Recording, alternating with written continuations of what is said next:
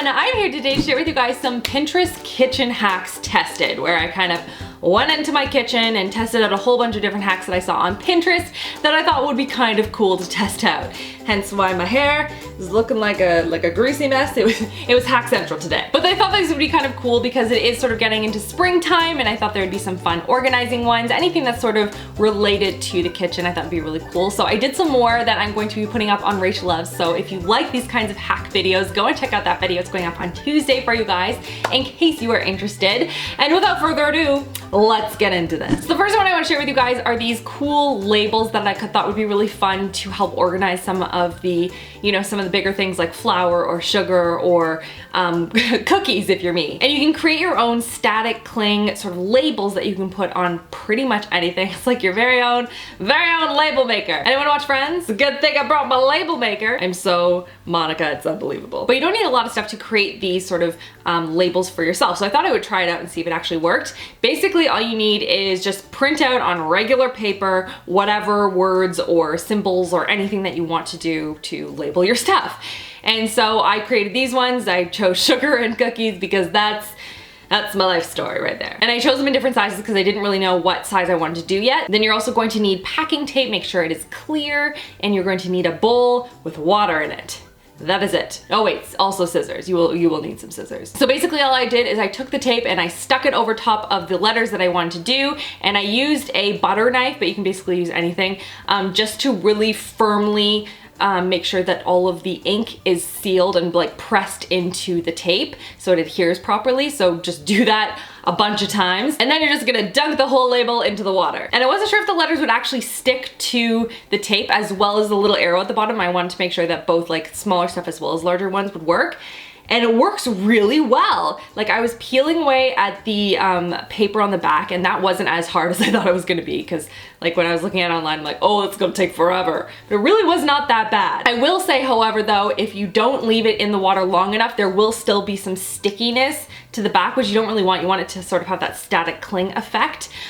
So make sure it is in the water long enough and you're really like peeling away at it. You could probably use like Gooby Gone or whatever those types of things are, but that is what I ended up doing. I thought this was really cool and a definite hack win. The next one is using a paper plate over top of the little like mixing beater things, and using that as sort of a shield to help protect your kitchen and yourself from getting really messy when you're baking or cooking or whatever. So all you'll need for this is you need your mixer, you need your bowl, you need your ingredients, and then a paper plate. And so what I did to make sure that they were the proper distance apart is I just put the paper plate over top of where the holes were in the mixer, and then I like punctured through the paper plates, and then I cut a little hole so I could stick the little beater things through. And then to do this experiment, I decided to just put flour into the bowl, which I get no one is going to do in real life, but I wanted to see how much mess it would actually save your kitchen. So then I turned on the beaters, and you can see that there is still powder sort of spraying out everywhere.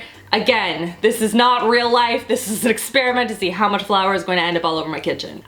I don't really see the point in doing this and spending the time and like cutting out the little holes and putting a little, like, I feel like you could just put the beater on level 1 instead of 7 and like work your way up. And then if there is any mess, I mean, you're kind of baking or cooking anyway, so there's probably some level of mess.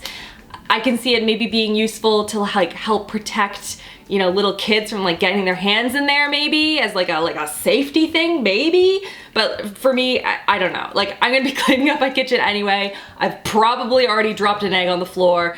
So to me, I just don't see the point in it. It didn't really do enough of a good job at protecting my kitchen for me to spend the time to do it again, Now on to hack number 3, and this is all around hard-boiled eggs. So for this particular one, I mean, there are a ton of different hard-boiled egg tricks and tips and tricks and things like that, but this is related specifically to making sure that the shell comes off relatively easily. So apparently, if you boil an egg with a piece of lemon, it's supposed to make it easier for the shell to actually fall off much better. So what I did to do this experiment is I boiled 2 eggs and I did them in separate pots. One with lemon and one without, because I wanted to see if it actually was going to be a lot easier. And I picked eggs from the same carton, so they were the same level of like oldness. That makes it sound like I have old eggs in my fridge. You know what I mean. So I boiled them for the exact same period of time. I took them out, I put them in cold water, and then I started to peel them. So you can see with the one that did not have the lemon in it, that it was a disaster. And you can see by this painful video that it's taking forever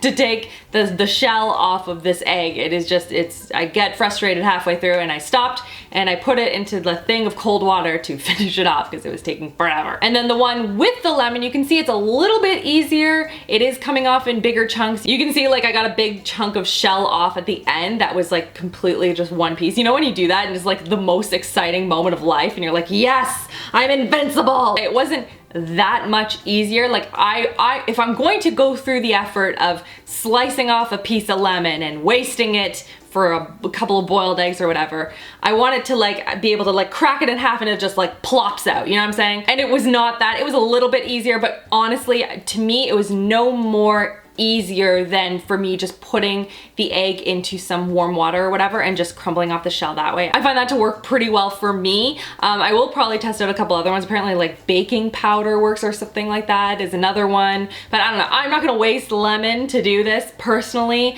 I didn't see like as big of a difference as I would have liked for this particular hack. Now for one that I did find on Pinterest, but is actually one that chefs apparently use all the time, and it's something that didn't stem from Pinterest. It's not a Pinterest hack, but that's where I found it. And it's all around the ginger root and using a spoon to help peel off the outside instead of using like an actual peeler, which is what I normally do, or like hack at it with a knife and hope for the best. So I tried this out and oh my gosh, so much easier, game changer. That's the only way I'll ever be doing that ever again. Not that I peel a lot of ginger, but like I like ginger in tea, or when I'm feeling sick, I'll have that with lemon and it really helps my throat. I also use it in a couple of different recipes, so I will do like an entire ginger root and then I'll freeze them in like little ice cube tray type things to keep them the longevity of them. So this is actually a pretty useful hack. It's not something I'm going to be using every single day, but definitely a win. And the last hack I want to share with you guys is all around softening butter that's been in the fridge that is going to be used for baking or something like that in like 2 minutes,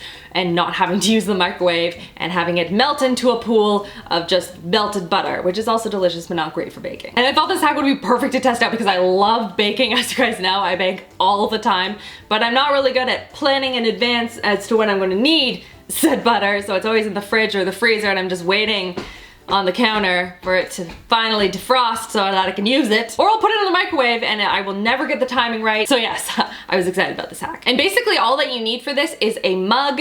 You're going to need to be able to fit your butter into said mug without it sort of like touching the side, because I feel like that would just like melt the butter, which sort of defeats the purpose of this entire hack. And you're going to fill up the mug without the butter in it with hot water. You're gonna wait until the mug gets nice and warm. You're going to dump out the water, and then you're gonna place the mug on top of the butter for like 2 minutes to help the butter to soften. It's supposed to be done in 2 minutes, and then you're done and you have this perfectly softened butter. So I did that, and it was not softened. Now I will say that this wasn't a stick of butter. This is technically like 2 sticks of butter stuck together, I guess. But I don't have sticks of butter, so this is what I had, and I was hoping it would work. It did not. So I decided to do a round 2 and see if I could find a way to make this work instead. So after I had cut through, you can see it's still too solid for me to actually make it usable in like a cookie recipe or something. It's still gonna be really crumbly, which is not what I'm looking for. So I decided for round 2, I would put it on top of a wood board because the wood is gonna insulate the heat a little bit better than the cold granite countertops that I have. And then I took a glass container, I put the hot water into that, let it sit until it got nice and hot, and then dumped that out, and I put that on top of the butter for 2 minutes, just hoping that that would make a difference. And again, it did not. It like sort of softened the outer like little bit, but like it doesn't hold the heat in long enough for it to actually defrost at like a reasonable time frame. So for me, it just works better for me to do a low power setting and just every 5-10 seconds check on the butter in the microwave. I'm just gonna continue to do that because this just did not work for me, unfortunately. And that's everything for this video. Give it a thumbs up if you love Pinterest hacks tested, and if you want to see more of them, don't forget to subscribe so you don't miss out on new videos every Saturday. I hope you guys are having an amazing, amazing week so far, and I will see you guys all in my next video. Love you girls, mwah!